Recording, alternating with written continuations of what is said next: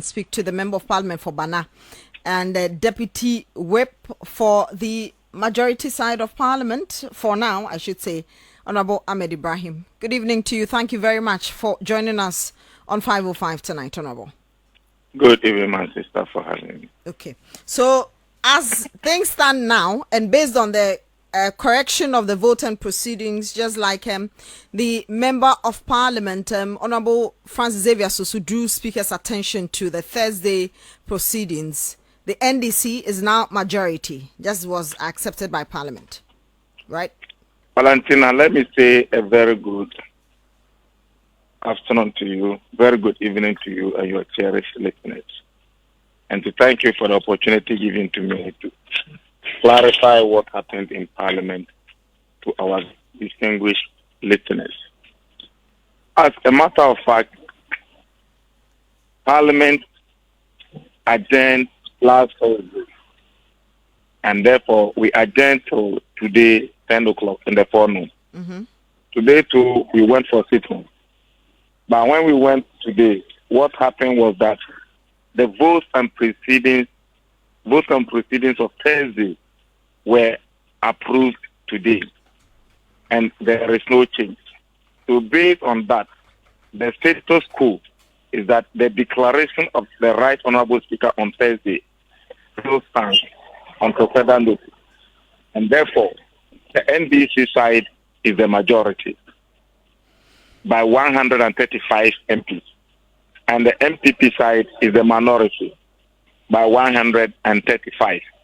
So the NDC is one MP ahead of the MPP, and that is clear.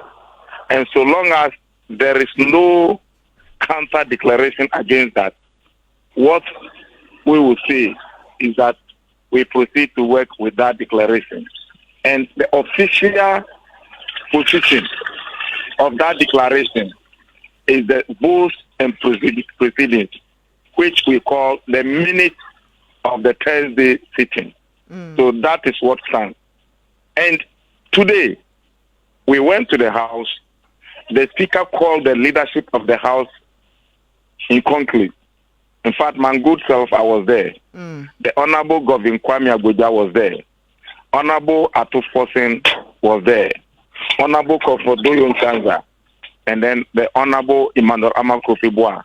We represented the NDC majority. On the part of the MPP minority, the Honorable Afenyo Markin was there, Honorable Anudompre was there, Honorable Habib Idris was there, Honorable Patricia Apiaje was there, and the Honorable Kennedy Ohene Adap Ajapon was there. The Speaker put it before us that yes, last Thursday, I gave a ruling that 4 seats were vacant. Yesterday, Monday, I received a decision from the Supreme Court, and therefore I have a communique to tell you on the floor of the House.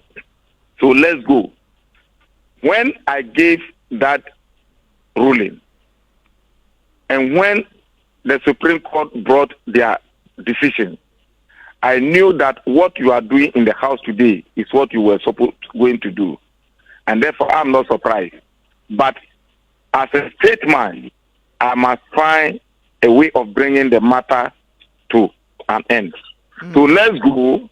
I have a way to be able to bring order in the House. But so long as I have not yet communicated, go and take your seat so that I will come and make the declaration. The Honorable Afenyo Markin said that until the Speaker order or the clerk orders the NDC majority to come to the left-hand side of the Speaker, they were not going to sit in the chamber. And the Speaker said, I have a communique to tell you. If you don't come to the chamber, how do I speak to you? Their response was that if the Speaker will not let the NDC majority move to the left-hand side, they will not sit in the chamber to listen to the Speaker, but they will rather go and sit in their offices and listen to what the Speaker says. The Speaker said, fine, it is your choice, but I will make my declaration or communicate per the standing orders on the floor of the House. Then they said they are happy the Speaker is saying that the Speaker received a decision from the Supreme Court.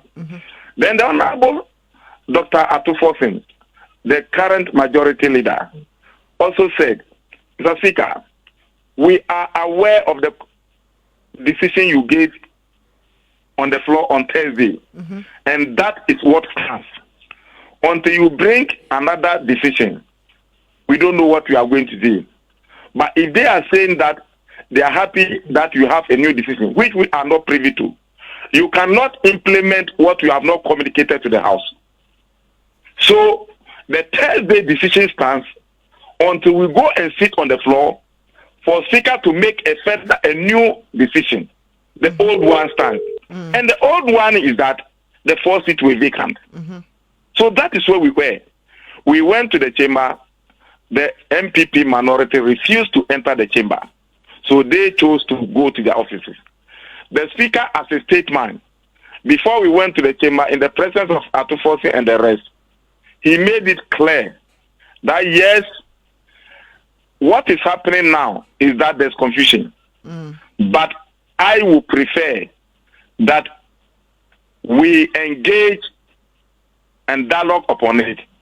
We bring the National House of Chiefs, members of the Peace Council, members of the faith-based organizations to intervene on this deadlock. Because if you, the leaders, both MPP parliamentary leadership and NDC parliamentary leadership, are disagreeing with each other in the front of me, the Speaker, how do you expect the other MPs to do? And how will your supporters, even outside, do? So based on that, I'm going to adjourn the House any day. When we engage and find an amicable solution, then we come back to the chamber. So the Speaker came and said the House, he has received a communique. But because the people chose to go to their offices and listen, the Speaker must do the communique on the floor. But the Speaker was wise. He said, yes, I've received something from the Supreme Court. But he didn't comment on it as to whether he agrees or disagrees. Yes. But he said the House is hereby adjourned until further notice.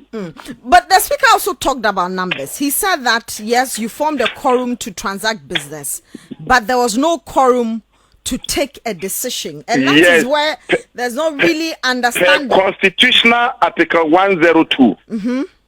You need 1/3 of the current member of Parliament to be able to do business. And per Article 104, you need more than 1/2 to be able to take decisions.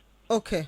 But because of the vacant seats, the NDC, we were 136, and the MPP were not there. And therefore, taking decision would be a problem. So you are not more than 1/2? We were more than 1/3, but we were not up to 1/2. Okay. But if you take the numerical strength of Parliament to be 271, as it stands now, then we were more than 1/2. We were 136. Exactly. However, it was not every member of Parliament who you expect that was present at that time. So it means you are not up to the 136? There is no way I can compare. The Speaker didn't make a roll call. But technically, where we are now, you cannot, unless you make a roll call to know we are 136 or we are not 136. But as for 91, we were more than 91. But the Speaker was aware that some members of the MPP had traveled outside the jurisdiction. And not all of them were in addition to in the chamber. Okay. So clearly, the Speaker didn't want confusion. And you know, observance of order in the House, it lies in the bosom of the Speaker. So if you say, based on where we will sit or where we will sit, the Speaker needed to buy time to give an opportunity to we, the MPs, to engage and dialogue so that we don't clash in the chamber and fight. And that is why he adjourned the House in a day. And in buying time, you know that per your own standing orders and the Constitution, the NPP caucus could collect signatures and then maybe ensure that Speaker recalls the House within 7 days. The NPP itself doesn't recognize itself as minority. So on which side or on which locus are they going to be collecting signatures? On the NPP side of Parliament. They are to go and sit where? But they would have to come. They would have to come to the house before they would decide where to sit. The wisest decision is what the Speaker gives. And myself, I've been in Parliament for 16 years, but Speaker proved to me today that we have seniors in the game. Yes, he's been there for a very long time, since 1992. Precisely. So again, I'm sure by now you are aware that the MPs whose seats have become contentious, we know of two from the NPP side, Cynthia Mamle Morrison, Agona West, and the Suhu member of Parliament. There's a picture, and they have decided to step down as independent candidates. So the question people are asking is then automatically the NPP goes back to their own majority because these people have decided to step down.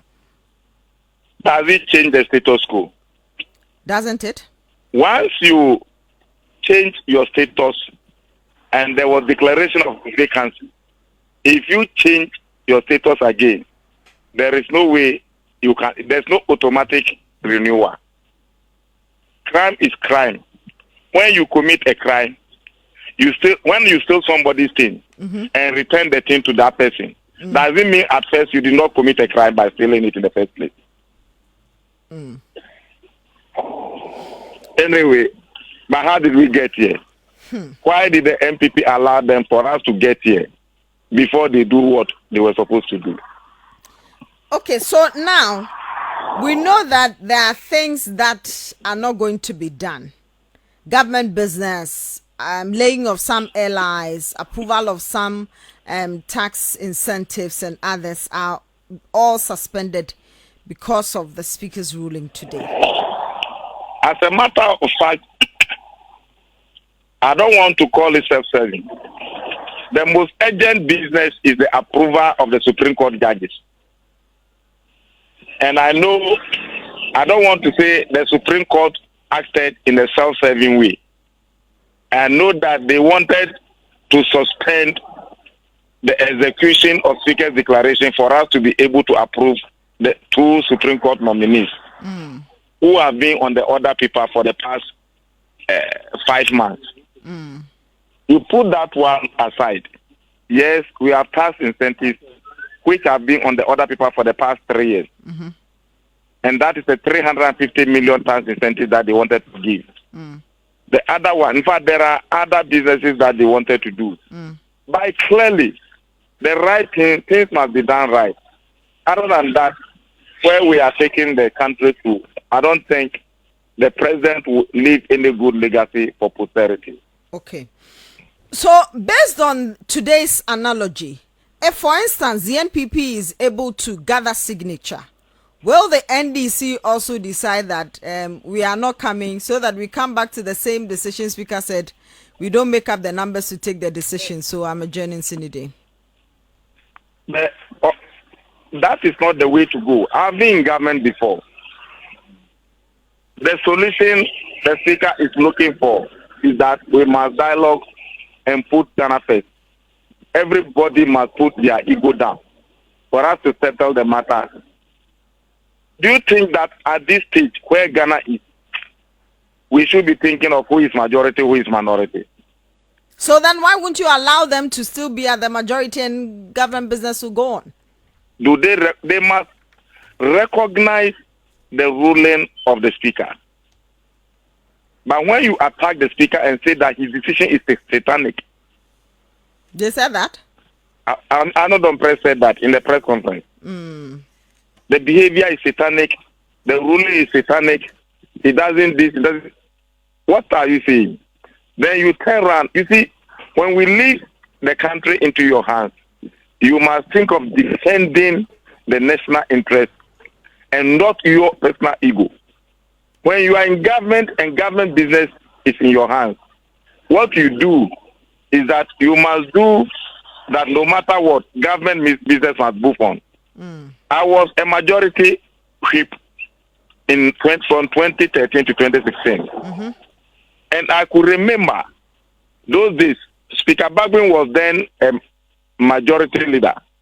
He will tell you, Ibrahim, keep quiet and let them have their say and we'll have our way. The same thing happened when Dr. Kumbo was majority leader. Oh, the majority will have their way and the minority will have their say. The same thing happens when Cletus Abuka was a majority leader. Let the majority have their way and let the minority have their say. But when you are in majority, you are in government, and you know there's a slim majority, and you are behaving like you are in opposition, how are you protecting national interest? So it's like there are two opposition parties in the chamber, and there is no government party. Because the one who is supposed to behave as a government party is behaving as if he is in opposition. He has nothing to lose. Small town, I'm walking out, I'm boycotting. A landlord running away from your own house to where? So now what will be left is continuous dialogue for us to know when Parliament is coming back. In fact, if they reason well, the dialogue shouldn't take a longer period. And you know, the other thing is, when you pack the Supreme Court with politicians who are thinking one way, and when I'm talking of one way, you know, we have two ways in this country. We have a duopoly system of government. We have center left, which is the NDC, and center right, which is the MPP. But it looks as if almost all the judges in the Supreme Court are center right. How appointed by just one president, Nana Akufo-Addo. Does that make them politicians? Yeah, no, they are not. In fact, they are not just center right. Some of them are parliamentary candidates. Former parliamentary on several candidates. occasions. So when you send politicians to the Supreme Court, it loses its revered, or the myth surrounding the Supreme Court is then broken. And that is why the Constitution says that if you are in the Judiciary, you cannot contest as a member of Parliament. It was to protect that myth. But when you reverse it the other way around, you send politicians to join the Judiciary. What do you expect? That's why we are where we are. Okay. Well, we'll see what will happen in the coming days, whether cool heads will prevail and Parliament to be recalled back. Thank you very much for having me. Very grateful that you joined us. That's a member of Parliament for Bana, Deputy Whip for the NDC caucus in Parliament, the majority, Honorable Ahmed Ibrahim. Let's